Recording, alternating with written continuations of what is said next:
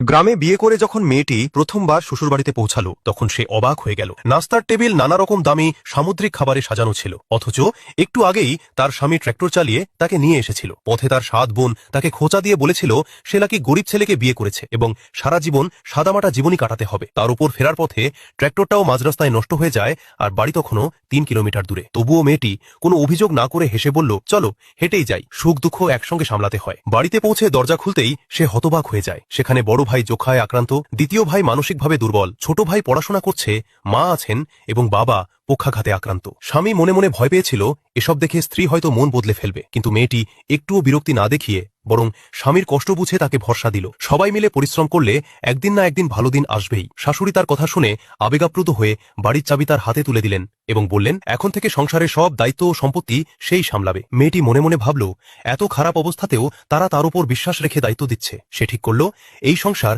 সে সুন্দরভাবে গুছিয়ে নেবে, কিন্তু সে জানত না এই চাবিই আসলে তাদের অগাধ সম্পদের আসল চাবি। শাশুড়ি ইচ্ছে করেই বাড়িটিকে গরিব কৃষক পরিবারের মতো দেখিয়েছিলেন, যেন বউয়ের চরিত্র পরীক্ষা নেওয়া যায়। এমনকি যৌতুকেও মাত্র 2 গাছি কাঠ দেওয়া হয়েছিল। পরের দিন হঠাৎ খাবারের টেবিলে লবস্টার আর স্টেক দেখে মেয়েটি অবাক হয়ে অপচয় নিয়ে প্রশ্ন তোলে। পরিবার জানায় এগুলো নাকি প্রতিবেশীরা দিয়েছে। ঠিক তখনই এক সচিব চুক্তিপত্র নিয়ে এসে কোম্পানির হাজার হাজার লক্ষ্যমাত্রা পূরণের কথা বলতে থাকে। শাশুড়ি দ্রুত বলে দেন তিনি নাকি দারিদ্র্য বিমোচন বিভাগের কর্মচারী এবং কাগজগুলো পোড়ানোর জন্য। মেয়েটি দৃঢ়ভাবে জানায় সে কাজ করবে এবং সংসারে সাহায্য করবে যাতে দারিদ্র্য দ্রুত দূর হয়। পরদিন সকালেই সে রাস্তায় লিফলেট বিলি করতে শুরু করে। ঠান্ডায় তার হাত লাল হয়ে গেলে স্বামী চুপি চুপি লোকজন